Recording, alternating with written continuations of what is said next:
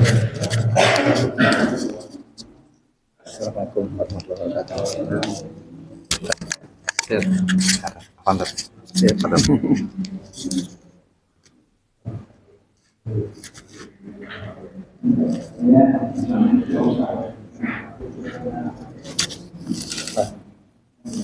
Boleh bilang orang taman ibadah, orang masjid sini. Orang masjid sini. Mungkin ya Bang Ustadz apa gitu namanya. Orangnya gemuk dia. Ilham aja suruh anterin truk atas.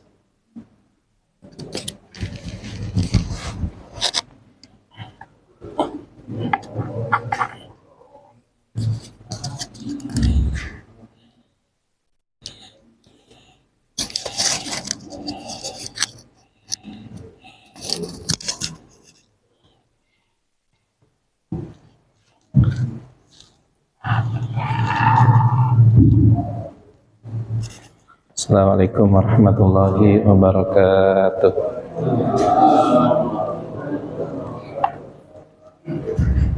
Al-Fatihah bihadrati sadatina alil kisah Rasulullah sallallahu alaihi wasallam bihadrati al-imam muhajirin Allah Ahmadin Isa wali sayyidina al-sadal azam al-faqihil mukaddam Muhammadin Ali Ba'lawi wabil khusus bihadrati sayyidina Syekh Fahrul Syekh Bakar bin Salim wa ala manawahum wa ala manawa salafuna salih wa ala manawa syekhuna al-murabbi ruhina al-imamul kutub Abdul Qadir bin Ahmad as-Segaf wajadin al-habib Mustafa bin Habib Syekh Mustafa bin Abdullah bin Idris al-Bahar ala manawahum wabil khusus bihadrati Syekh Abu Bakar al-Masul bi Usfuriyah ala hadiniya wa kulli niyatin salihah bisiril Fatiha wa ila hadratin Nabi Muhammadin sallallahu alaihi wa alihi sahbihi wasallam. Al-Fatihah. A'udzubillahi minasyaitonir rajim. Bismillahirrahmanirrahim. Alhamdulillahi rabbil alamin. Ar-Rahmanir Rahim. Maliki yaumiddin. Iyyaka na'budu wa iyyaka nasta'in. Shiratal mustaqim. Shiratal ladzina an'amta 'alaihim ghairil maghdubi 'alaihim waladdallin. Rabbighfir li dhunubi wa liwalidayya. Amin. Ya Rabbi bil Mustafa balligh maqasidana waghfir lana ma madha ya wasi'al rami ya Rabbi bil Mustafa balligh maqasidana waghfir ma madha ya wasi'al Muhammadun sayyidul kaunaini wa saqalain wal fariqaini min urbin wa min a'jami ya Rabbi bil Sayyidana waghfir ma madha ya wasi'al Muhammadun jikruhu rauhun li anfusina Muhammadun syukruhu fardun alal umami ya Rabbi Mustafa balik waghfir lana ma madha karami wan nafsuka tiflin tuhmilhu syabala hubir radai wa in taftimhu yan fatimi ya Rabbi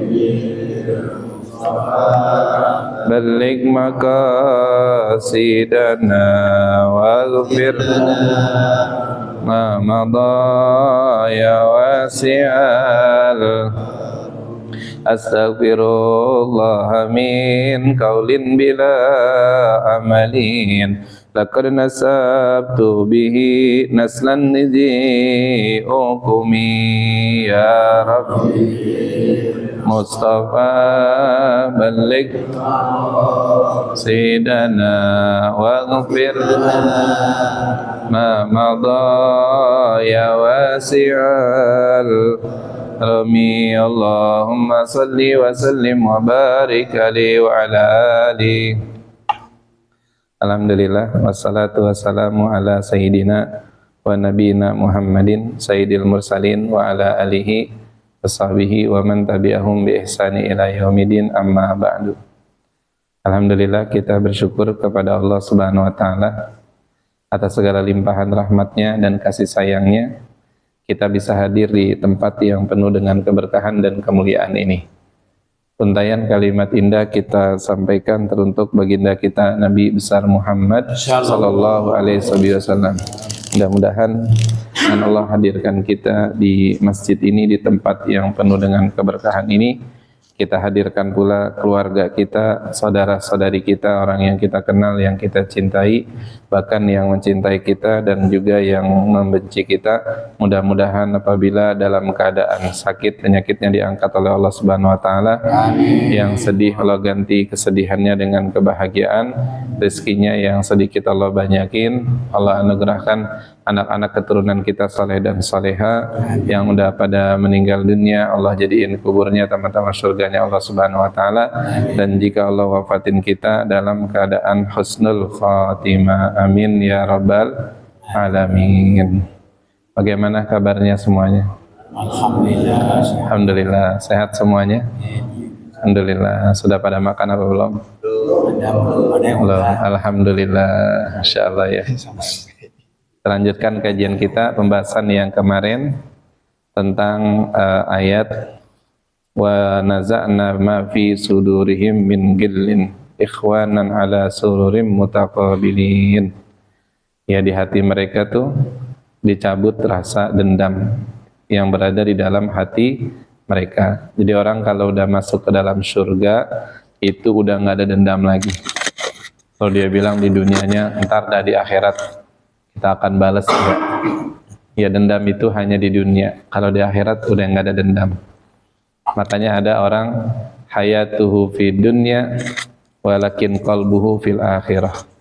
Orang hidupnya dia masih di dunia tapi hatinya hati akhirat. Apa maksudnya hati akhirat? Tidak ada dendam, tidak ada buruk sangka, tidak ada iri hati dengan saudaranya. Ya, masya Allah, hatinya penuh dengan cahayanya Allah Subhanahu wa ta'ala. Dikatakan sumaqalan Nabi alaihi salatu wassalamu. Kemudian Nabi kita, Nabi besar Muhammad sallallahu alaihi wasallam, beliau bersabda. Kata Nabi, la yabqa finnari.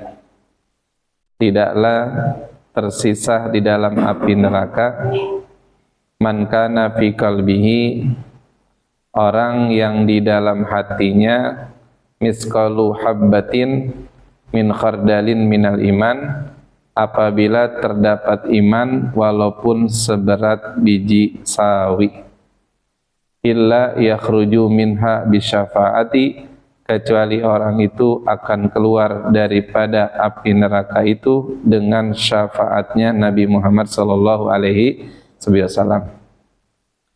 Jadi orang itu ketika dia masuk ke dalam api neraka, sekalipun dia ada imam seberat biji sawi, kecil banget gitu, itu tentunya nanti akan mendapat syafaatnya Nabi Muhammad sallallahu alaihi wasallam. Kan ada tuh di dalam satu kisah ya, di mana dalam satu riwayat Nabi kita sujud di bawah arsy. Kemudian datang malaikat Jibril alaihissalam mengatakan, ya Rasulullah, irfa sal wa tu'ta. Nabi, angkat kepalamu, mintalah kepada Allah, maka apa yang kau minta akan dikabulkan. Nabi di dalam doanya menyebut ummati, ummati, umatnya. Dikeluarin umatnya di rombongan pertama. Nabi nangis lagi, sujud lagi. Terus disuruh angkat lagi, suruh minta lagi, Allah kabulkan. Ummati, ummati, keluar lagi golongan yang ketiga, rombongan yang ketiga. Rombongan yang kedua. Setelah itu beliau yang ketiga kali sujud lagi. Nangis lagi. Malaikat Jibril datang lagi, angkat, minta, dan Allah akan kabulkan. Ummati, ummati. Akhirnya apa? Akhirnya tidak akan ada satu orang pun yang di dalam api neraka sekalipun dia itu jamaskan imannya hanya seberat biji sawi saja, atau tidak akan berada orang di dalam api neraka walaupun dalam satu kali dalam umur hidupnya dia hanya mengucapkan satu kali kalimat asyhadu alla ilaha illallah wa asyhadu anna muhammadar rasulullah. Masya Allah tuh jamaah sekalian, orang seumur hidupnya cuma sekali doang tuh ngucapin kalimat la ilaha illallah muhammadar rasulullah, maka orang tersebut akan dakhal jannah, masuk ke dalam surganya Allah Subhanahu wa ta'ala, sekalipun hidupnya banyak maksiat, sekalipun hidupnya banyak dosa. Kenapa? Ini adalah salah satu yang disebut syafaatul uzma, syafaatnya Nabi kita Muhammad sallallahu alaihi wasallam. Makanya kita beruntung banget dijadikan umatnya Nabi Muhammad sallallahu alaihi wasallam. Kalau kita lagi dalam keadaan ibadah, Nabi tersenyum mengucapin alhamdulillah. Kalau kita lagi dalam keadaan maksiat, yang paling pertama kali mintain ampun atas dosa kita bukan istri kita, bukan anak kita, tapi siapa? Nabi kita Muhammad sallallahu alaihi wasallam. Kita kalau maksiat nih, Nabi yang mintain ampun. Dalam hadisnya, Nabi bilang hayati khairul lakum wa mamati khairul lakum. Hidupku baik bagi kalian, setelah aku wafat pun baik bagi kalian. Kata sahabat Nabi, kalau kau masih hidup, benar baik bagi kami. Kami dapat nasihat, kami bisa mendapat contoh suri toladan daripada kepribadian dan akhlakmu yang begitu mulia. Tapi ketika kau telah meninggal dunia, apa yang baik bagi kami? Akhirnya Nabi mengatakan dalam sebuah hadisnya, idza ra'aitu khaira atau idza wajadtu khaira fahamitullah. Ketika aku nanti telah meninggal dunia, jika aku lihat engkau dalam keadaan baik, engkau salat, engkau menjalankan perintah agama, engkau menghidupkan sunnah-sunnahku, engkau membaca Quran, maka kata Nabi apa? Fahamitullah, aku gembira, aku ngucapin alhamdulillah. Wa idza wajadtu ghairu dzalik, ini Nabi bahasanya indah banget. Tapi kalau aku mendapatkan kalian tidak dalam keadaan seperti itu, artinya enggak lagi ibadah. Nabi enggak bilang idza wajadtu fi sarik au fil katakan fil syurbil khamr. Nabi enggak bilang begitu. Nabi enggak bilang apabila aku mendapatkan kau dalam keadaan mencuri, minum minuman keras ataupun berzina. Nabi enggak bilang begitu. Nabi bilangnya apabila aku mendapatkan engkau selain daripada kebaikan yang kalian lakukan. Nabi enggak menyebut jamaah sekalian. Kenapa? Karena saking cintanya dan sayangnya sama umatnya. Ya saking beliau itu Masya Allah enggak mau satu umatnya pun itu dibakar di api nerakanya Allah Subhanahu wa ta'ala. Makanya ketika kita bermaksiat, Nabi tahu. Ketika kita ngelakuin dosa, Rasulullah tahu jamaah sekalian, karena dilaporin semuanya. Dilaporin semuanya. Nah itu ketika dilaporin, apa yang dikatakan oleh Nabi? Fa astaghfirullah, aku mohonin ampun dosa kalian kepada Allah Subhanahu wa ta'ala. Makanya kalau ditanya, siapa orang yang paling sayang banget kepada kita? Adalah Nabi Muhammad sallallahu alaihi wasallam. Makanya cinta kita masih kurang. Kita lebih cinta kepada istri dan anak ketimbang cinta kita kepada Rasulullah sallallahu alaihi wasallam. Dan beliaulah jamaah sekalian yang nanti akan memberikan syafaatul uzma kepada kita selaku umatnya Nabi Muhammad sallallahu alaihi wasallam. Masya Allah tuh ya. Makanya kita selalu berdoa kepada Allah, ya Jal Jalali wal Ikram, amitna ala dinil Islam. Ya Allah, wafatkanlah kami dalam keadaan dinul Islam, agama Islam. Walaupun banyak dosa, walaupun dia banyak maksiat, kalau dia wafatnya masih dalam keadaan dinul Islam, maka dia bakal selamat. Bakal selamat jamaah sekalian. Ya walaupun mungkin ada yang disiksa-siksa dulu, diazab dulu, tapi pada akhirnya dia akan dapat syafaatnya Nabi Muhammad sallallahu alaihi wasallam. Ya, dikatakan ya, qala Syekhul Imam Alauddin Az-Zandusati fi Raudatil Ulama, sami'tu Sa'ad bin Muhammad Astiru Shani Al-Faqih Az-Zahid yarwi anil Kalabi an Abi Saleh an Abihi Abbas radhiyallahu ta'ala anhu fi qaulihi ta'ala rubbama yawadul ladina kafaru law kanu muslimin. Ada di situ rubbama, orang-orang yang kafir itu seringkali nanti di akhirat mereka menginginkan Menginginkan apa? Kiranya mereka dahulu di dunia menjadi orang-orang muslim. Orang-orang yang non-muslim nih nanti, mereka di dalam akhirat itu ya coba saya dulu hidup di dunia muslim, coba dulu saya masuk agama Islam. Itu pada bilang begitu. Jamaah sekalian, tapi kan udah nggak bermanfaat lagi. Ya laitani, jamaah sekalian udah bilang kayak gitu, ya laitani kuntu syababa, ya laitani kuntu musliman. Coba saya jadi orang muslim. Ya kayak kita nih bilang misalnya dulu waktu kita masih muda kita mengaji males, nuntut ilmu males. Pas sudah tua kita ngomong begini, ya laitani kuntu syababa. Coba jadi muda lagi, pengen belajar lagi. Ada nggak pikiran kayak gitu kadang-kadang? Ada kan ya, ya Allah, coba kalau saya muda dulu belajar, mungkin saya tahlil mah bisa kali ya. Ini memegang mic aja geget gitu. Iya, ya Allah, coba pengen balik lagi. Tapi bisa nggak kira-kira masa muda balik lagi? Nggak bisa, jamaah sekalian. Sama perihalnya orang yang meninggal dunia, mereka bilang begini, laula akhartani ila ajalin qarib. Kata orang yang meninggal, ya Allah, coba diundurin aja sedikit. Ya ini kematian nih, dia udah tahu tuh dia meninggal. Dia bilang, laula akhartani ila ajalin qarib. Ya Allah, coba undurkan saja sedikit. Pengen ngapain? Fa asaddaqa wa akum minas sholihin. Pengen sedekah. Pengen sedekah. Lagi di dunia disuruh sedekah nggak mau. Alasannya lagi kurang. Alasannya lagi butuh ini, butuh itu. Kadang-kadang Allah udah berikan kemudahan. Orang datang dia nggak perlu nyari sedekah kemana. Alasannya banyak. Akhirnya pas sudah meninggal baru udah ngomong laula akhartani ila ajalin qarib. Nggak bakal bisa jamaah sekalian. Insyaallah tuh ya. Makanya selagi kita masih hidup, manfaatin kehidupan kita ini untuk memperoleh surganya Allah Subhanahu wa taala dan ridhonya Allah Subhanahu wa taala.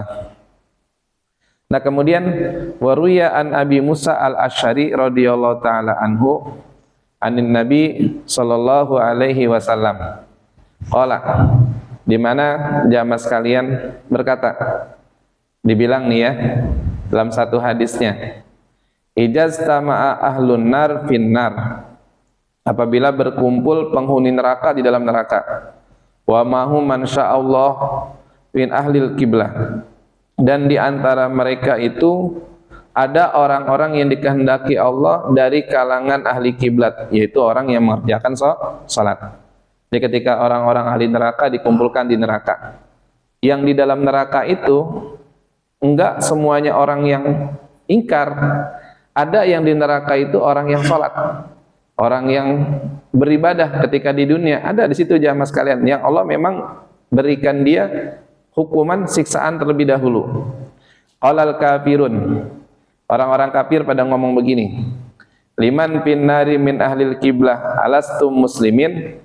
Kata orang-orang kafir bilang begini, orang-orang yang non muslim, orang yang berada di dalam neraka dari kalangan ahli kiblat itu ngomong nih, orang kafir bilang begini, bukankah kalian orang-orang muslim? Bilang gitu, ente kan orang-orang muslim, kamu orang muslim, kenapa di sini katanya? Dia bilang, kata orang muslim, naam, benar, saya orang muslim. Lalu orang-orang yang non muslim itu ngomong lagi, fama agna ankum islamukum wa antum ma'ana finnar. Maka kenapa ente di sini?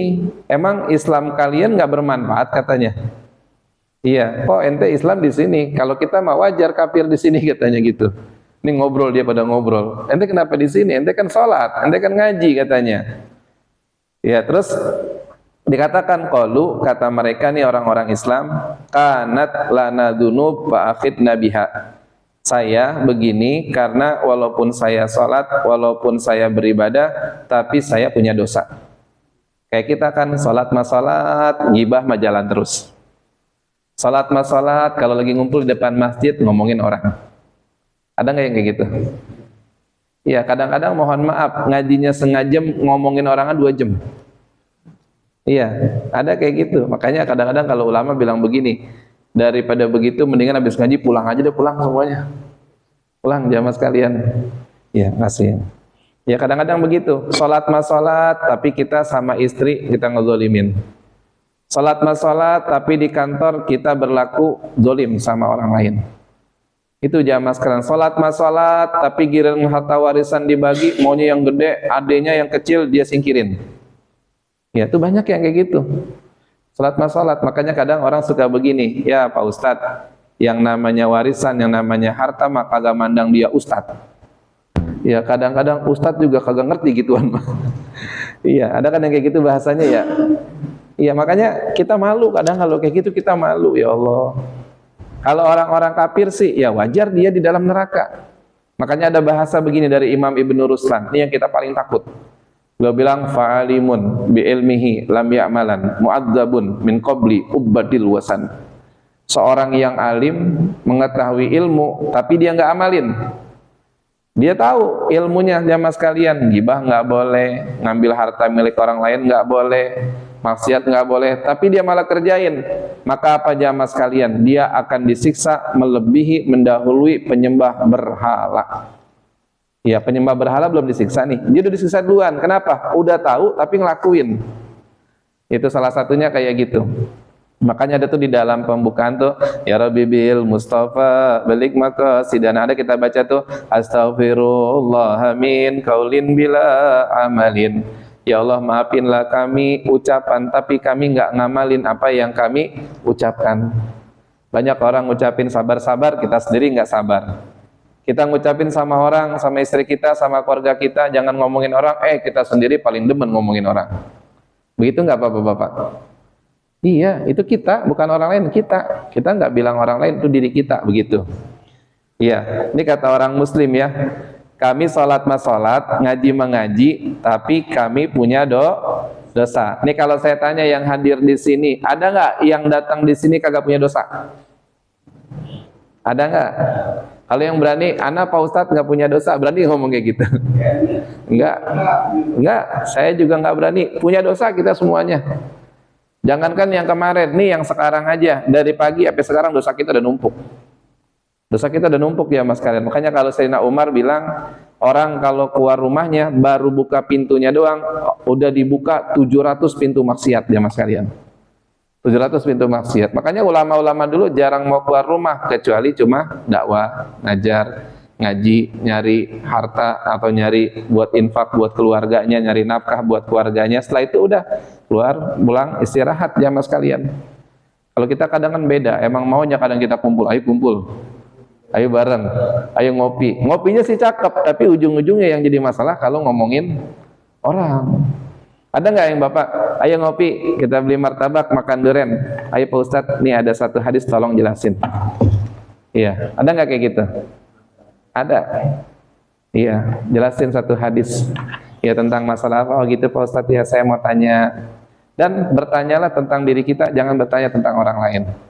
Dan kalau ingin mengambil ibroh, ambillah contoh, jangan membuat contoh orang lain. Misalnya Pak Ustadz, kalau ada orang yang seperti ini, gimana hukumnya? Boleh kayak gitu. Yang kita bilang, Pak Ustadz tuh ada tuh orang tuh namanya si Fulan, dia begini tuh gimana tuh? Jangan, nggak boleh. Jadi jangan pernah bertanya menyebut nama seseorang atau kelompok seseorang, nggak boleh. Misalnya Pak Ustadz, kalau ada salah seorang muslim, dia katakan nggak melakukan maulid Nabi, itu gimana hukumnya? Jawabnya gitu, pertanyaannya boleh. Lalu kalau kita sebut namanya Pak Ustadz, tuh dia tuh kelompok itu nggak ngadain maulid tuh gimana? Jangan. Ya, jadi salah satunya adabnya kita di dalam jamaah sekalian dalam menjelaskan perkara, jangan menyebut simbol ataupun menyebut sesuatu yang nanti dapat menimbulkan rasa sakit bagi orang lain. Jadi semaksimal mungkin kita hindarin gesekan-gesekan tersebut jamaah sekalian. Itu salah satunya kayak gitu. Biar kita nih jadi rahmatan lil alamin. Nah, kemudian pada saat itu dikatakan fayadbabullaha ajza wa jalla lahum. Maka murkalah Allah Subhanahu wa taala kepada orang-orang kafir itu. Murkanya Allah sama orang-orang kafir. Wa yaghfiru bi fadlihi. Lantas Allah memberikan ampunan dengan anugerah dan rahmatnya bagi orang-orang yang beriman kepada Allah. Fayamuru bi kulli man kana minalil kibat finnar, dan Allah memerintahkan untuk keluar orang-orang yang di dalam hidupnya dia masih sholat, dia ibadah. Ya walaupun dia punya dosa tadi tuh diinin dulu, dibersihin dulu, setelah itu suruh keluar. Udah keluar dah nggak apa-apa. Ada yang 10 tahun, ada yang 100 tahun, ada yang 1000 tahun, jamaah sekalian, macam-macam dah tuh. Ada yang cuma mungkin 1 hari aja disiksa langsung suruh keluar lagi. Ada yang mereka punya dosa banyak, tapi nggak disiksa. Kenapa? Karena innallaha yaghfiru may yasha wa yu'adzibu may yasha. Allah akan mengampuni orang yang Allah kehendaki dan akan memberikan satu siksa bagi siapapun yang Allah kehendaki, jamaah sekalian. Nah, kemudian dikatakan apa lagi? Fayakhrujuna minha. Lantas orang-orang Islam tuh keluarlah dari sana. Fahina idzin, maka di saat itulah yawadul ladina kafaru law kanu muslimin. Nah, di saat seperti itulah orang-orang kafir pada ngomong begini, coba saya jadi orang muslim walaupun punya dosa banyak, tapi enak ujung-ujungnya dikeluarin. Ya, enggak selamanya di dalam api neraka. Kalau orang kafir kan selama-lamanya berada di dalam api neraka, jamaah sekalian. Itu mereka bilang begitu. Jadi mereka ketika di dalam neraka bersama orang-orang muslim, ngajak ngobrol, ngomong, kenapa ente di sini? Ente kan muslim, ente kan sholat, saya punya dosa. Ketika dibilang begitu, lagi ngobrol-ngobrol, Allah murka kepada orang-orang kafir, diajab, disiksa, sedangkan orang-orang yang muslim ini mereka dikeluarkan. Ya, makanya orang-orang kafir pada ngomong, coba saya jadi orang muslim dikeluarin dah kayak mereka enak. Tapi kan udah nggak bisa lagi, jamaah sekalian. Hal seperti itu. Qala Ibnu Abbas radhiyallahu taala anhuma. Berkatalah Sayyidina Imam Abdullah Ibnu Abbas radhiyallahu taala anhuma, yuhsaru ta'ifatun min hajil ummah ala sirat. Akhirnya jamaah sekalian akan digiring sekelompok orang atau umat Islam di atas as-sirat. Digiring dan nih. Wadzalika, dan ada yang diantara ucapan beliau itu, inna awwala man yadkhulul jannah ma khalal anbiya hajil ummah. Yang pertama kali yang akan masuk ke surga selain dari para nabi dalam umat Islam ini, wa akhiru may yadkhulul jannah min hajil ummah alladzina wajabat alaihimun nar. Dan ada juga yang terakhir masuk ke dalam surga itu adalah orang-orang yang dipastikan di atas mereka masuk ke neraka. Ada yang memang langsung masuk surga, mereka para anbiya, para rasul. Terus nanti yang terakhir orang yang dimana umat Islam masuk neraka dulu baru masuk dalam surga. Wan nabiyyu, dan nabi kita Nabi Muhammad sallallahu alaihi wasallam yang duru yaumal qiyamah wa ya'rifu ummatah. Nabi nanti di hari kiamat beliau itu mengenal umatnya beliau. Jadi Nabi kenal tuh umatnya siapa, dikenalin tuh. Ini Bapak lagi ngaji aja dikenalin sama Rasulullah, ya Allah. Ini si Fulan lagi ngaji di taman ibadah, lagi mendengarkan hadis daripada hadisku. Masya Allah, jamaah sekalian, kita ngaji begini nih nyari kebahagiaan akhirat. Bapak kan udah nyari tuh buat kebahagiaan dunia tuh dari pagi sampai sore. Maka suatu hal yang wajar, suatu hal yang mesti, suatu hal yang wajib, kita juga nyari kebahagiaan kita untuk nanti di alam barzah atau di alam akhirat. Iya, ini begini penting, lebih penting daripada dunia. Kalau dunia kan paling ya habis sebentar, nggak lama, paling lama 70 tahun, 80 tahun, 90 tahun udah jarang banget. Iya, sekarang 50-40 juga udah banyak yang pada meninggal dunia. Ini kita nyari bekal nih buat di akhirat nih, kita ngaji. Jamaah sekalian. Nah, Nabi kenal nih umat-umatnya nanti di hari kiamat, dikenalin. Ya, dikenalin umatnya Rasulullah, li'annahum kanu gurram muhajjalin min asaril wudu fayarifuhum. Kalau ditanya, dengan apa sih umatnya Nabi dikenal? Dengan asar daripada wudu, bercahaya. Ya, ini nanti wajahnya Bapak pada bercahaya semuanya. Terus tangan-tangannya nanti bercahaya kayak pakai berlian nih. Makanya kalau kita wudu kan suruh lebihin. Jangan sampai sini doang, lebihin sampai sini. Kalau kaki jangan sampai mata kaki doang, lebihin sampai betis ke atas, kalau bisa sampai dengkul. Itu nanti dengkul-dengkul akan bercahaya semuanya. Tapi kalau wudunya coba segini sampai sini doang, tapi kalau wudunya sampai sini semuanya. Pintar wajahnya bercahaya sini semuanya, jamaah sekalian. Min asaril wudu. Jadi udah kenal daripada bekas wudunya mereka. Nah, selanjutnya pada satu payakulu ya Jibril, ma balu ummati mahbusin ala sirat. Kata Nabi kita, wahai malaikat Jibril, ada apa gerangan umat saya tertahan di atas sirat? Nabi nanya, itu kenapa umat saya di atas sirat pada tertahan, enggak pada berlanjut jalannya? Fayaqulullaha ghayyibuhum fi audiyatil qiyamah. Allah berfirman, sembunyikanlah mereka umatnya Nabi di salah satu jurang di hari kiamat. Kenapa jamaah sekalian? Yadkhulu Muhammad alaihissalam al-jannah, sampai nanti jamaah sekalian Nabi Muhammad masuk ke dalam surga. Jadi tersembunyiin. Kenapa Nabi itu kalau masih ngelihat umatnya yang masih ada belum masuk surga, masih susah, Nabi nggak bakal masuk surganya Allah Subhanahu wa taala. Nyari jamaah sekalian, masih nyari. Diperhatiin. Makanya kita kalau ditanya siapa yang paling sayang sama kita, Nabi Muhammad sallallahu alaihi wasallam. Sehingga kadang-kadang kita malu jamaah sekalian. Sebentar lagi nih bulan Maulidnya Nabi Muhammad sallallahu alaihi wasallam. Kita aja kalau mau ada ulang tahun orang yang kita cinta, istri kita, anak kita, kadang tuh berapa minggu, berapa bulan sebelumnya tuh kita udah siap-siap mesen ini, mesen itu. Kadang-kadang tuh ya kalau ada acara momen-momen misalnya atau anniversary dan yang lainnya, ya padahal itu kan memang sifat dunia, nggak ada salahnya juga. Tapi kita juga harus ingat siapa nanti yang bakal ingetin kita di alam mahsyar kelak. Beliau adalah Nabi kita Muhammad sallallahu alaihi wasallam. Pertanyaannya nih buat kita, ini kan kita nih udah sebentar lagi akan masuk daripada bulan Maulidnya Nabi, sekitar tanggal 15-16 September. Ya, kita akan masuk tanggal 1 di bulan Maulid. Tanggal 27 September itu adalah malam hari haknya. Rabu malam Kamis, malam ke-12 Rabiul Awal. Pertanyaannya buat kita, Nabi sayang banget sama kita. Ada nggak di antara kita dalam menyambut bulan Maulidnya Nabi, saya pengen khatamin Quran. Saya nggak bakal tidur dari sekarang sampai nanti malam 12 Rabiul Awal, kecuali saya baca Maulidnya Nabi Muhammad Shallallahu Alaihi Wasallam. Waktu itu ada orang datang ke saya, anak SMK, datang dari Bintaro. Dia nanya, Pak Ustadz, saya mau nanya. Ini bukan murid saya ya, artinya orang lain tiba-tiba datang bertanya. Karena dia nyari guru, dia bilang, saya mau nanya ada masalah, guru mana yang bisa jawab pertanyaan saya. Ada yang ngarahin ke rumah waktu itu. Akhirnya datang ke rumah, dia nanya, Pak Ustadz, kalau orang bertemu dengan Nabi itu benar apa enggak? Dia nanya gitu pertama. Saya bilang dalam satu hadis, man ra'ani fil manam faqad yarani. Siapa orang yang melihat aku dalam mimpi, maka sungguh itu aku. Karena syaitan nggak bisa nyerupain Nabi Muhammad Shallallahu Alaihi Wasallam. Wa man yarani fil manam, siapa orang yang melihatku dalam keadaan mimpi, maka sayarani fil yastayqad, maka dia akan melihatku di dalam keadaan sadar.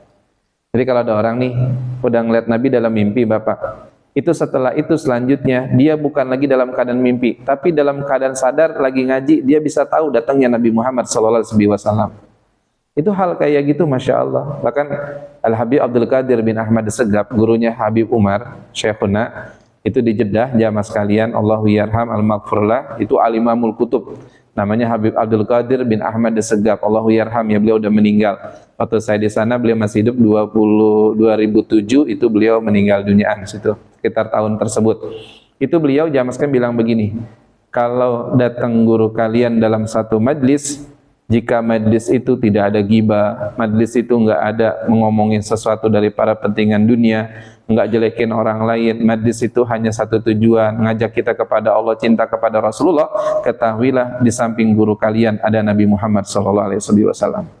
Makanya kalau orang-orang tua dulu kalau ngaji itu pada masang bukhur, masang wangi-wangian. Kalau kita tadi alhamdulillah ada wangi-wangian nyempret ya dari sini ya, wangi gitu jamaskan. Kenapa itu min babi ta'zim, min babi ta'zim. Nah kemudian saya bilang sama beliau, iya orang kalau dia mimpi itu pasti Nabi. Emang kenapa? Saya bilang, alhamdulillah Pak Ustadz, sambil dia nangis gitu, saya udah beberapa kali mimpi Rasulullah dan udah beberapa kali juga bahkan sering banget selalu melihat Nabi dalam keadaan sadar. Dalam keadaan sadar, Nabi lagi datang tahu, Nabi lagi kemana tahu, ngeliat gitu, ngeliat langsung jamaah sekalian. Dan mereka matanya udah lisannya tertutup, nggak mungkin dia ngomong sama orang lain. Iya udah dinikmatin aja gitu jamaah sekalian. Ya adabnya ada para ulama-ulama, Masya Allah. Ini bocahnya orang biasa, anak SMK. Nah yang jadi masalah kan saya tanya, emang ente ada suatu perbuatan apa yang ente lakuin? Karena kan tiap sesuatu pasti ada sebabnya. Dia cuma bilang begini, alhamdulillah saya nggak pernah tidur, nggak pernah menjamin mata saya di malam hari kecuali saya baca maulid dia ulami, maulidnya Habib Umar jamaah sekalian. Jadi kalau mau tidur dia baca maulid dulu baru dia tidur. Nah ternyata apa? Allah berikan dia keistimewaan, itu memandang wajahnya Rasulullah bukan lagi dalam keadaan tidur, tapi dalam keadaan sadar, jamaah sekalian. Ya, apa kita nggak mau seperti itu? Lebih indah wajahnya Nabi jamaah sekalian daripada indahnya dunia. Nggak seberapa dunia mah. Orang ada namanya Sayyidina Jabir bin Samurah. Ada Sayyidina Jabir bin Abdillah, ada Sayyidina Jabir bin Samurah. Beliau itu lagi duduk, pas banget malamnya bulan purnama. Beliau ngeliat wajahnya Rasulullah. Nabi waktu itu pakai baju warna merah. Iya, ditanya. Pada saat itu beliau mengatakan, demi Allah, lebih indah wajahnya Rasulullah dibandingkan bulan purnama. Walaupun bulan purnama seakan-akan indah banget, walaupun miliaran, jutaan bulan purnama, masih indah wajahnya Nabi Muhammad sallallahu alaihi wasallam. Apa yang kita bisa lakukan, yang kita berikan? Memang sih nggak wajib, Bapak, nggak wajib. Cuman kalau kita baca kisah ini, hadis ini, Nabi itu nggak bakal diemin, nggak bakal masuk surga sebelum melihat umatnya semuanya masuk dalam surganya Allah Subhanahu Wa Taala. Sampai Allah bilang kepada malaikat Jibril, sembunyiin umatnya Nabi di jurang daripada jurangnya api neraka, biar nggak kelihatan. Serumpetin jamaah sekalian, serumpetin. Nah kita di pertanyaan ini kita mau maulid dikit lagi. Kira-kira ada nggak setiap malam yang amalan yang Bapak lakukan? Baik itu tadi maulid, baik itu hatamin Quran, baik itu misalnya saya nggak tidur ini menyambut bulan maulid kecuali saya udah baca salawat kepada Nabi 1000 kali. Atau kalau nggak 1000 paling sedikit dah 10 kali dah jamaah sekalian. Untuk apa sih? Biar kita ingat nih nanti kita yang nyelamatin siapa? Ya orang yang di dunia yang sekalipun kita sayang banget belum tentu nyelamatin kita, tapi yang udah pasti bakal nyelamatin kita adalah Nabi Muhammad sallallahu alaihi wasallam. Apa yang kita perbuat buat Rasulullah, apa yang kita lakukan buat Nabi Muhammad sallallahu alaihi wasallam. Makanya kalau Imam Ma'ruf Al-Qurhi itu beliau bilang jamaah sekalian, siapa orang yang di malam lahirnya Nabi dia menyiapkan makanan untuk peringatan Maulid, kemudian wa'auqada sirajan, dia ngidupin lampu.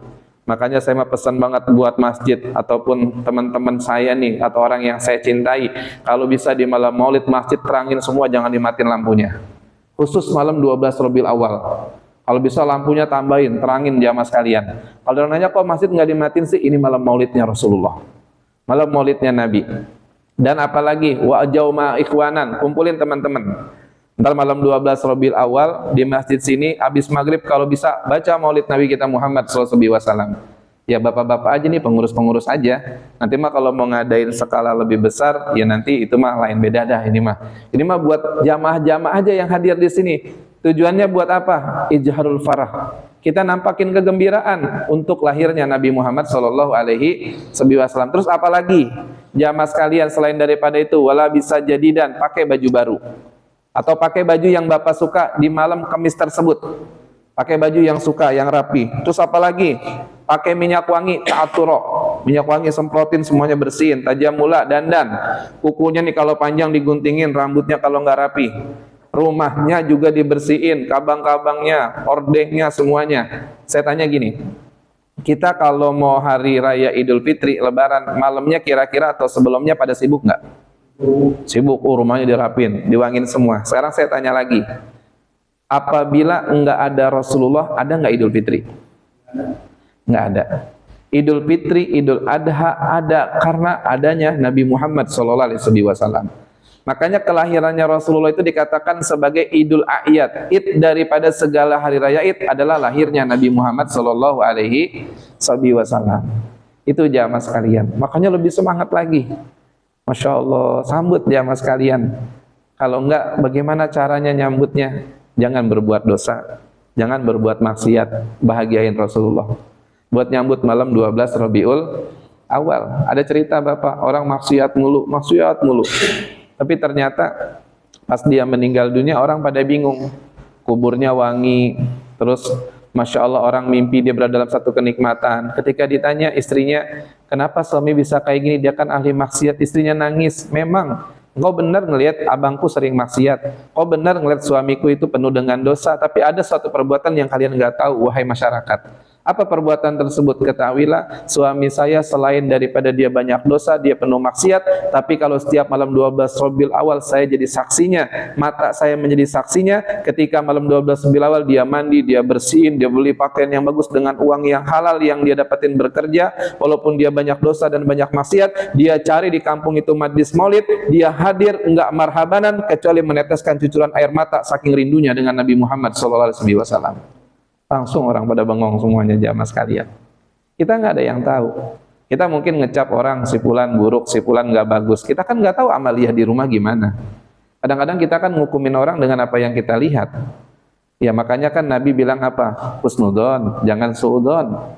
Prasangka baik sama orang. Apa yang kita lihat belum tentu yang sebenarnya. Orang kita lihat kayaknya belagu, sombong. Padahal di rumah orang itu ngedoain kita. Orang kita omongin mulu, setiap duduk di pojok dia kita omongin, setiap duduk di sana kita omongin, duduk di sini kita omongin. Padahal orang yang kita omongin setiap malam mengangkat tangannya mohon ampun dosa kita kepada Allah Subhanahu Wa Taala. Kita kan nggak pernah tahu kayak gitu jamaah sekalian. Makanya masya Allah, ini sampai Allah Subhanahu Wa Taala memerintahkan malaikat Jibril buat nyembunyiin umatnya Nabi Muhammad SAW. Karena Nabi nggak bakal tega ngelihat umatnya akan disiksa di hari kiamatnya Allah Subhanahu wa Ta'ala. Faida nazara Rasulullah, apabila Rasulullah melihat ilal kiamah di hari kiamat, donna anna ummatahu siku ilal jannati kulluhum, kalau Nabi udah mengira nih umatnya semuanya udah masuk surga nih, udah masuk surga, faijada khala Rasulullah hilal jannah, maka ketika Rasulullah masuk ke dalam surga, qala Allah Ta'ala lizabaniyah, berkatalah malaikat Zabaniyah, suku wasalimum ilal malik, maka giringlah mereka tuh umatnya Nabi yang ada di jurang tadi yang diumpetin, giringlah mereka kepada malaikat Malik untuk masuk ke dalam neraka. Diumpetin dulu jamaah sekalian. Diumpetin, karena kalau nggak diumpetin pasti diambil semuanya oleh Nabi Muhammad SAW. Nggak bakalan jam sekarang dilepas, nggak bakalan dilepas. Sayang banget Rasulullah sama kita, cuma kan kitanya yang nggak sayang sama Nabi. Kitanya kadang-kadang kalau maksiat seakan-akan kita tuh nggak ada yang ngelihat. Kalau kita berdosa seakan-akan tuh kita hidup sendiri, nggak ada yang ngelihat kita. Seakan-akan tuh Allah nggak merhatiin kita, seakan-akan Nabi tuh nggak ngeliatin kita. Ya Allah jamaah sekalian, mudah-mudahan ya Allah selamatin iman kita semuanya. Dan Allah jangan sampai kita meninggal dalam keadaan su'ul khatimah. Amin ya rabbal alamin. Kisahnya masih panjang. Iya, masih ada lagi nanti pertemuan yang ketiga menyambut malam maulidnya Nabi. Ya mudah-mudahan biar pada sehat semuanya ya. Besok tanggal 12 ya. 12 September. 12 September itu hari Selasa ya. Selasa malam Rabu itu adalah malam Rabu terakhir di bulan Safar. Disebutnya dengan Rabu Wakasan. Di mana ulama ahli kasyaf, ulama ahli tamkin, mereka meyakini di Rabu terakhir di bulan Safar itu turun 320.000 bala. 320.000 bala yang nanti akan dibagi-bagi dalam satu tahun itu semuanya turunnya di Rabu terakhir. Makanya hari yang paling ashab, yang paling sulit dalam satu tahun, ini temanya udah berubah ya, temanya bulan Safar. Jadi jamaskan hari yang paling sulit dalam satu tahun itu adalah hari Rabu terakhir di bulan Safar. Tahun ini jatuhnya tanggal 12 di malam ke-13. Artinya Selasa malam Rabu atau hari Rabu di tanggal 13. Tapi ngamalinnya kan kita dari malam ke-13-nya, yaitu di Selasa malam Rabu. Ini Selasa malam Rabu besok nih belum, Selasa malam Rabu lagi. Itu udah malam terakhir daripada bulan Safar di malam Rabu-nya. Itu tempat turunnya bala sebanyak 320.000 bala. Jadi bala itu macam-macam ya. Kita rumah tangga kita jauh dari Allah itu bala. Makanya kadang-kadang kita begini ya, kalau Habib Umar suka bilang, kadang-kadang orang itu mengartikan bala, rumahnya kebakar itu bala. Terus juga terkadang mobilnya hilang itu bala, usahanya nggak berhasil itu bala. Memang itu bala, tapi min bala dunya itu sogir. Bala dunia itu nggak besar, kecil kata beliau. Malah bala yang lebih besar itu ketika kita punya keluarga tapi mereka nggak sholat. Kita punya keluarga tapi keluarga kita nggak kenal dengan Nabi Muhammad SAW. Kita punya keluarga tapi keluarga kita nggak pernah menghidupkan Al-Quran, itu bala. Kita punya keluarga tapi keluarga kita nggak pernah menghidupkan sunnahnya Nabi, itu bala. Dalam diri kita jamaah sekalian, kita nggak ngerti tentang adab minum, itu bala. Kita sholat nggak pakai siwak nih, nggak bawa siwak jamaah sekalian di dalam sholat kita, itu namanya juga bala musibah buat diri kita. Kenapa? Karena berapa banyak keistimewaan, berapa banyak pahala yang kita tinggalkan gara-gara kita nggak menghidupkan sunnah-sunnah Nabi Muhammad Sallallahu Alaihi Wasallam. Kita lebih nyesel kehilangan harta dunia ketimbang kehilangan daripada kanzul akhirah. Kita lebih nyesel, lebih merasa rugi ketika kita tidak mempunyai keuntungan di dalam dunia, tapi kita tidak menyesal ketika kita meninggalkan bagaimana pahala-pahala dalam sunnahnya Nabi Muhammad Sallallahu Alaihi Wasallam.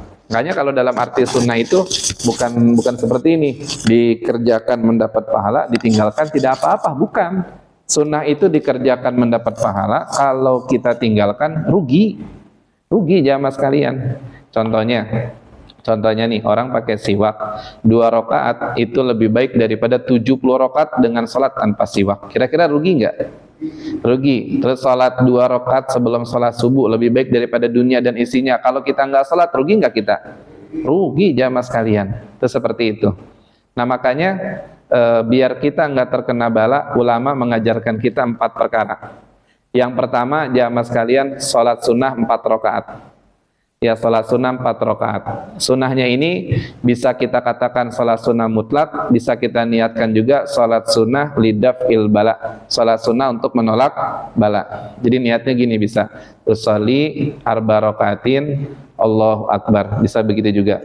Bisa juga usolli sunnatan lidaf'il bala arba rakaatin atau sholat sunnatan lidaf'il bala rakaataini. Jadi boleh 4 rakaat 1 salam, boleh 2 rakaat 1 salam, 2 rakaat 1 salam. Jadi 2 salam. Jadi 4 dibagi 2 gitu tuh boleh kayak gitu jamaah sekalian. Caranya fi kulli rakaatin, setiap rakaat ba'da suratul Fatihah, setelah membaca suratul Fatihah, caranya nih ya, setiap rakaat setelah membaca suratul Fatihah membaca surat Al-Kautsar 17 kali. Yaitu inna a'taina kal kausar 17 kali. Baca tuh bismillahirrahmanirrahim, inna a'taina kal kausar fasholli li rabbika wanhar inna syani'aka huwal abtar. Bismillahirrahmanirrahim, inna a'taina kal kausar fasholli li rabbika wanhar inna syani'aka huwal abtar sampai 17. Setelah itu baca surah apa lagi? Al-Ikhlas 5 kali. Bismillahirrahmanirrahim. Qul huwallahu samad, lam yalid wa lam yulad, lam yakul lahu kufuwan ahad. 5 kali kita baca. Setelah itu baca apa lagi? Qul a'udzu birabbil falaq min syarri ma khalaq. Bismillahirrahmanirrahim. Qul a'udzu birabbil falaq min syarri ma khalaq sampai selesai sekali. Terus bismillahirrahmanirrahim. Qul a'udzu birabbin nas, malikin nas sekali juga. Jamaah sekalian. Jadi surat inna a'taina kal kausar 17, kul huwallah 5, kul a'udzu birabbil falaq sekali, kul a'udzu birabbin nas 1 kali. Itu caranya sama. Rakaat pertama, kedua, ketiga dan keempat caranya sama semuanya. Iya, jadi caranya nggak beda. Setiap rakaat caranya seperti itu. Suratul Fatihah inna a'taina 17, kulhu 5, kul a'udzu birabbil falaq 1, kul a'udzu birabbin nas 1. Itu namanya salat sunnah li daf'il bala.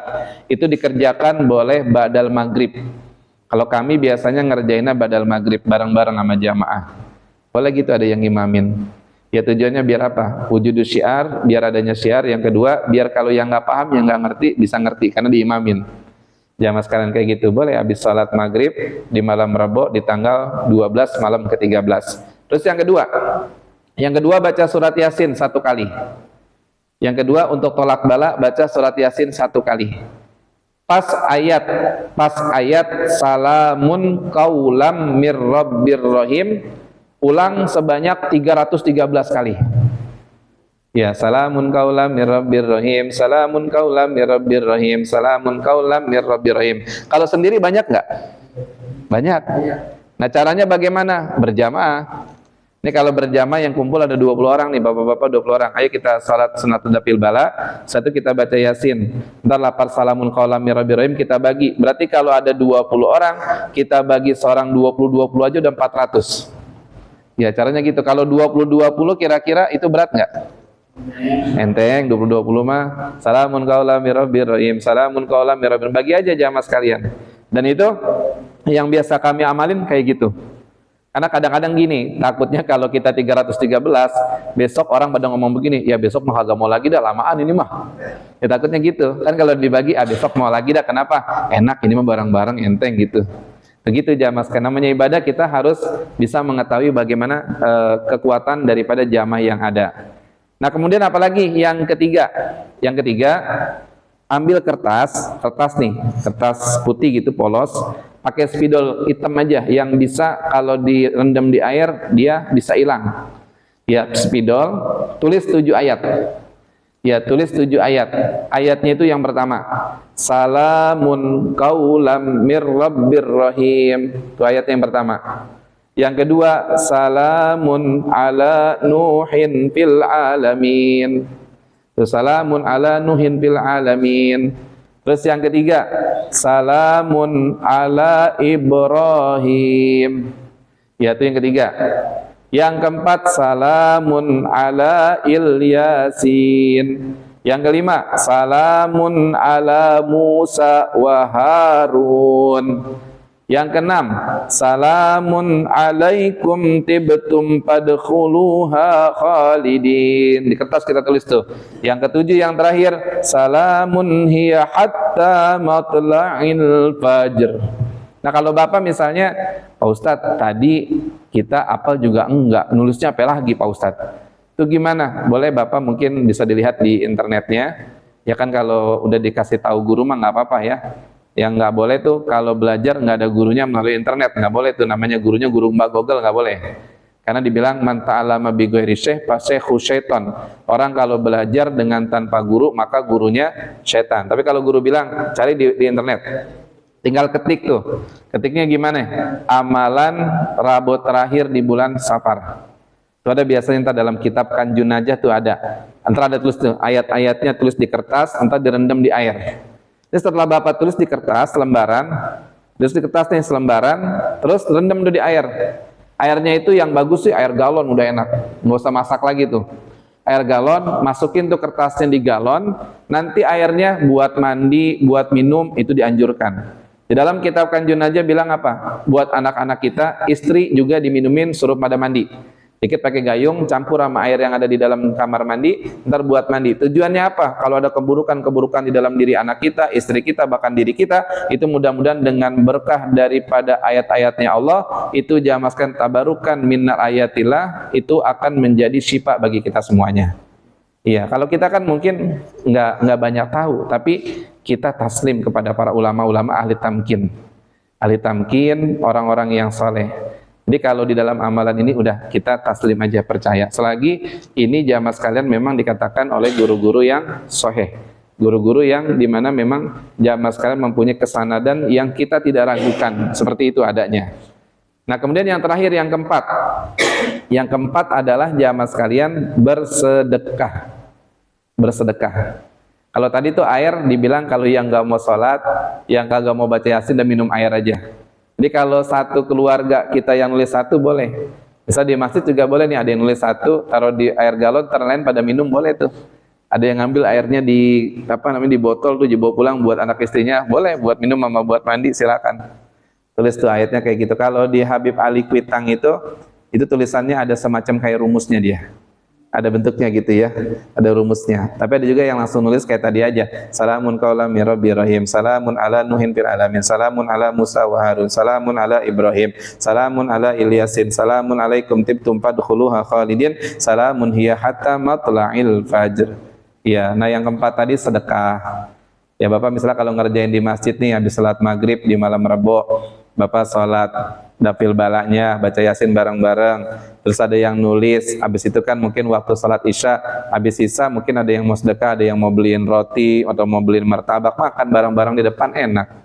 Kayak gitu, dibilang apa jamaah sekalian, kalau orang bersedekah, menggembirakan orang, Allah ciptakan satu malaikat, yang malaikat itu nanti tugasnya akan menolak musibah yang akan datang kepada diri kita. Masya Allah, amin ya rabbal alamin. Wallahu a'lam bishawab. Ada yang mau ditanya silakan. Ya Allah, ya Rasulullah.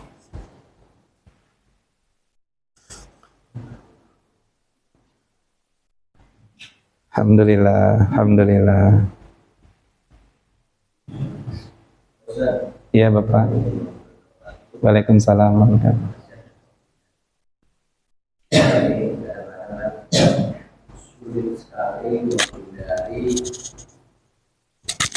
Assalamualaikum. Cek. Oh ya. Assalamualaikum warahmatullahi wabarakatuh. Waalaikumsalam warahmatullahi wabarakatuh. Saya ulangi, kita kadang-kadang sulit menghindari ngobrol-ngobrol, kumpul-kumpul, Nah, di mana di dalamnya itu sepertinya ada yang tadi Ustadz bicarakan, ngomongin orang, ya kan? Terus gibah termasuk di dalamnya, ya. Bagaimana tuh Ustadz caranya untuk menghindari hal-hal yang demikian? Terima kasih Pak Ustadz. nah, Masya Allah, bagus sekali pertanyaannya. Tidak ada khairul kalam, sebaik-baiknya pertanyaan kecuali di tazkiyatun nufus, buat membersihkan hati. Di dalam hidup ini memang tergolong umumul balwa, tergolong daripada musibah yang sangat besar yang kita nggak bisa menghindari dalam kehidupan ini adalah ghibah yang sudah merebak di mana-mana. Jangankan kita sama orang lain, kadang-kadang kita sama istri aja suka ghibah. Ya, istri ini kita lagi ngobrol sama istri ini ngibahin orang tua kita, ngibahin anak kita. Kadang kita ngibahin empok ipar kita gitu ya. Kadang lagi ngobrol sama istri aja gitu, kita ngibahin keluarga kita. Beda ya antara omongan ghibah dengan omongan yang dimana untuk zaman sekarang curhat seseorang. Jadi kalau curhat itu dia lebih cenderung nggak ada kebencian. Yang ada kadang-kadang dia bertanya, abang ini gimana ya saya menghadapi kita punya misalnya orang tua, masya Allah orang tua kita masya Allah gitu ya. Tapi abang juga tahu gimana saya ngadepinnya kalau kayak gini. Kalau itu bukan ghibah tuh, tapi mencari suatu solusi. Ya, tapi kebanyakan kita kan kadang-kadang kalau kumpul kan pasti yang diomongin orang lain, diomongin si fulan, no si fulan begini, si fulan begini. Nah, bagaimana kita cara menghindarkannya? Cara menghindarkannya memang yang paling sangat utama sih kita itu berusaha semaksimal mungkin untuk menjauhi tempat-tempat atau madis-madis yang di dalamnya itu ada ghibah. Itu yang paling utama seperti itu. Mengurangi kita duduk bareng-bareng yang kalau kita tahu itu akan mendatangkan pembicaraan mengenai keburukan aib orang lain. Atau yang kedua, kita di situ duduk, tapi duduknya kita juga jamaah sekalian berusaha semaksimal mungkin biar teman-teman kita tuh nggak gibahin orang gitu. Ketika lagi ngobrol nih tentang ini, ayo ngomong apa tuh misalnya, itu kalau kita berani gitu ya sama mereka gitu. Atau kita potong aja, gimana itu jadinya dia itunya, pokoknya kita berusaha gitu mengalihkan terus. Kadang-kadang kan orang kalau kita pengen ngajakin ngomong orang tapi dia nggak respon, karena akhirnya malu sendiri dia. Oh ya jadi nggak enak saya nih mau ngomongin orang nih misalnya gitu. Atau ya kita kalau emang sama teman-teman mah saling ngomong aja lah, per-peran aja gitu, saling terbuka aja. Jangan ngomongin orang ya, kita ngomong yang lain aja. Nggak enak kita nih kalau ngomongin orang gitu. Takutnya kita ntar malah kitanya juga dosa, kan tahu sendiri dosanya ghibah. Kalau satu ucap aja kita ngomong si fulan pendek, diceburin di laut, laut bakal bau busuk. Kalau kita cuma ngomong si pendek doang, dianya sakit hati, dia denger, itu dosanya lebih berat daripada 33 kali orang berbuat zina. Ya tuh naudzubillahi min dzalik jamaah sekalian. Makanya nanti akan banyak orang diajab di kubur itu gara-gara perbuatan ghibah dan namimah. Jadi yang paling gitu Bapak, kalau emang benar-benar mau terlepas dari perbuatan ghibah itu, jauhin duduk-duduk kongkoh-kongkoh yang kita tahu nanti ujung-ujungnya ghibah. Iya, itu jauhin. Bukan berarti kita nggak mau muamalah sama orang. Ya seperlunya aja. Kadang-kadang kan begitu, rapat marapat ujung-ujungnya ngomongin orang. Iya, kalau mau kita ini profesional Pak Ketua, rapat-rapat aja jangan ngomongin orang. Iya, kalau ada problematika atau misalnya ada awaik itu maksudnya rintangan di dalam kestrukturan organisasi kita. Jadikan itu sebagai pacuan kita. Jadikan sebagai ibarat kata ujian kita di dalam menghadapi umat ini. Ya, dalam tanpa arti, tanpa menyudutkan mereka. Jadikan itu nikmat bagi kita. Nikmat, karena kalau nggak ada orang yang kayak gitu, kita hidup nggak ada ujian namanya. Kalau nggak ada orang-orang yang dimana jamaah sekalian mempunyai sifat-sifat yang beda, ya itu nggak ada ujian buat kita hidup. Hanya kayak gitu ya. Paham Bapak?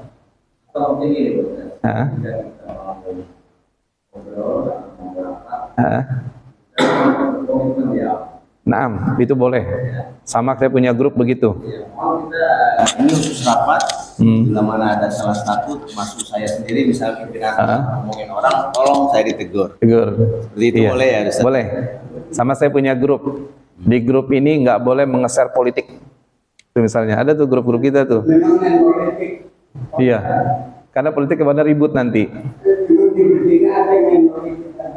Iya. Artinya misalnya.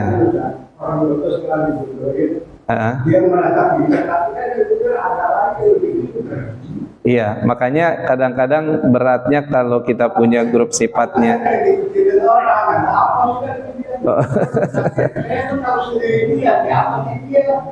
Iya, iya, itu yang timbulnya banyak. Jadi Cang Haji gini, kalau masalah itu, kalau masalah itu, memang kemarin juga saya sama guru kita Habib Umar bin Hafid gitu ya.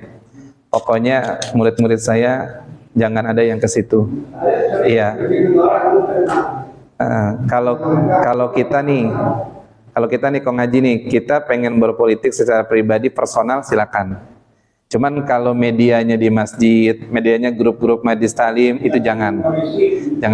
Makanya sekarang kalau grup-grup itu nggak boleh ngirim kecuali admin. Misalnya Pak Ketua punya grup masjid nih, Masjid Taman Ibadah. Itu nggak boleh ngirim kecuali admin. Karena untuk apa? Untuk meredam. Saya punya grup banyak banget. Ada grup Senayan City, ada grup Indosiar, ada grup mana. Itu kalau udah bicara politik udah pecah semuanya pasti. Iya, iya. Nah itu dia untuk informasi. Tadi maksudnya menyambung juga omongan dari Bapak gitu ya. Kata nih emang buat menghindarkan gibah nih bukan masalah yang sepele, masalah serius. Masa orang kan bilang mungkin gibah itu mah biasa. Tapi akhirnya yang terjadi ternyata kalau itu didiemin aja, yaitu akan mengakar dalam diri kita, akhirnya nanti akan menjambak kita ke dalam pintu nerakanya Allah Subhanahu wa Ta'ala. Jadi pertanyaan Bapak itu bagus sekali. Jadi kalau kita mau rapat, kita pengen ngapain, udah ada buat satu keputusan yang dibaca mungkin oleh sekretarisnya, kita rapat ini khusus buat personal, buat kemasjidan, buat kemakmuran masjid. Jadi nggak ada unsur untuk membicarakan keburukan orang lain. Kalau memang ada, tolong dinasihatin dan disekat langsung buru-buru. Yaitu untuk menghindari gitu ya salah satunya. Ya, paham Bapak? Iya. Yang dulu tadi Pak Didin ya.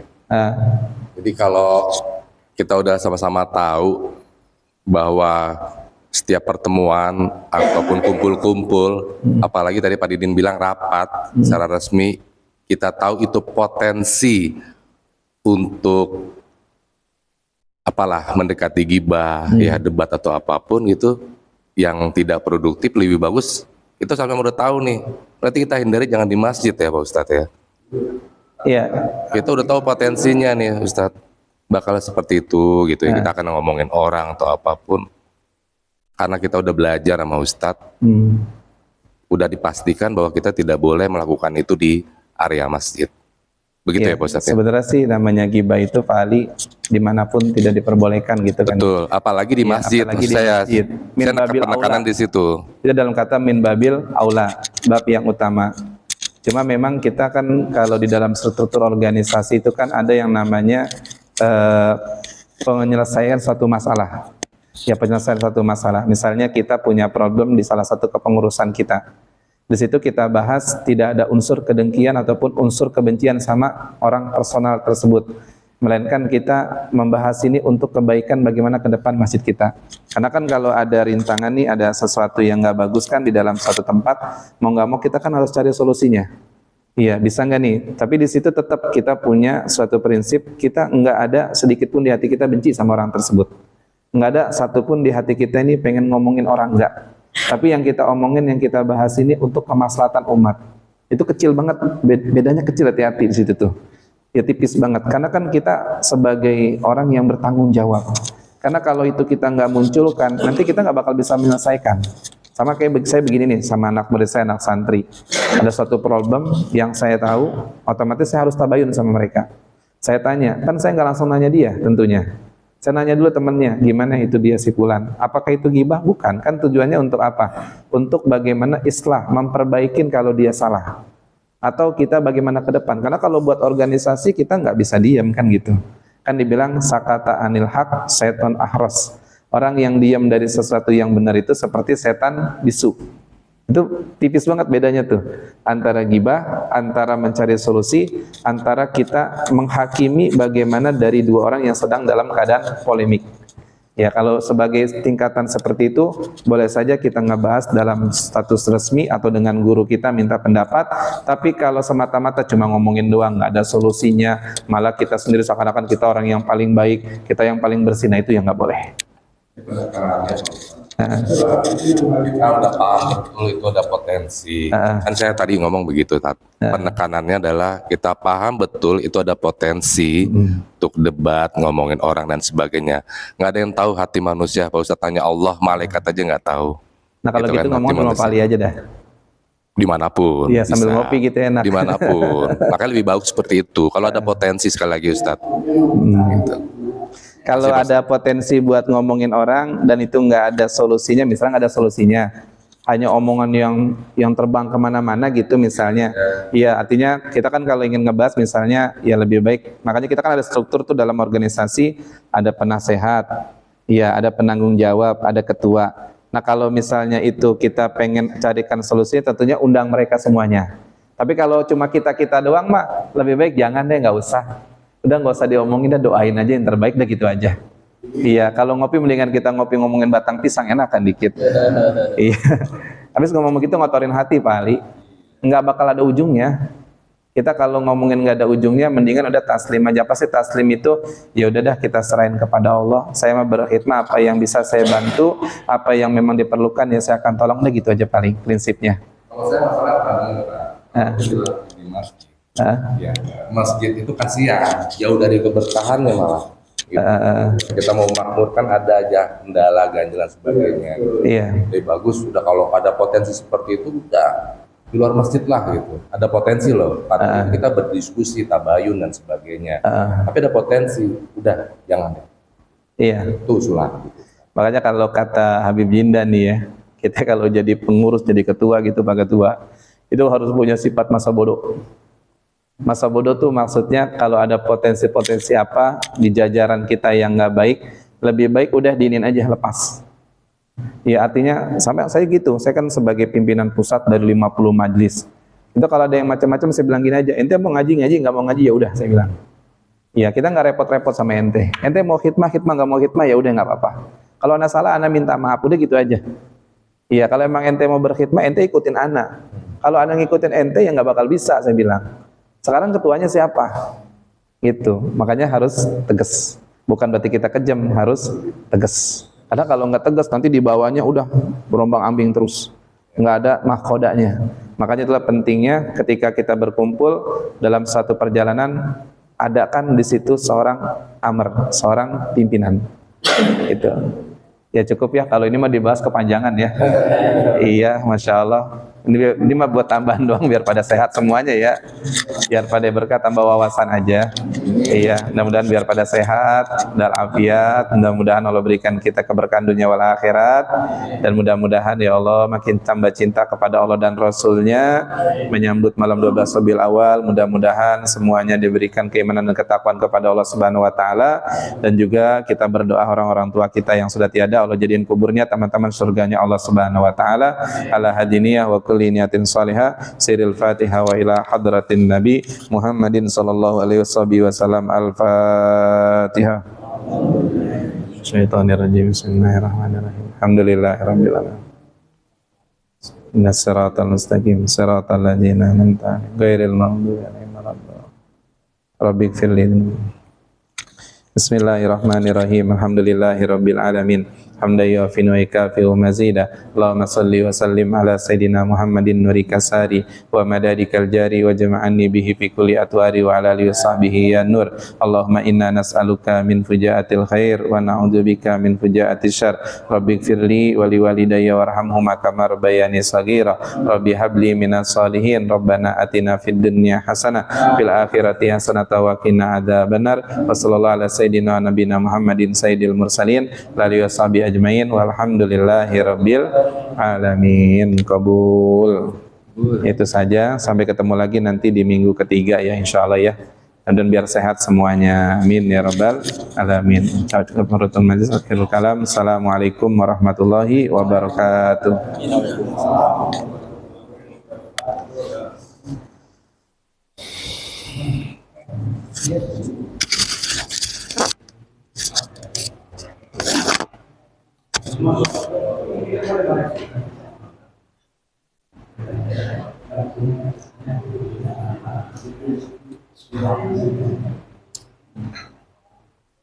Ya.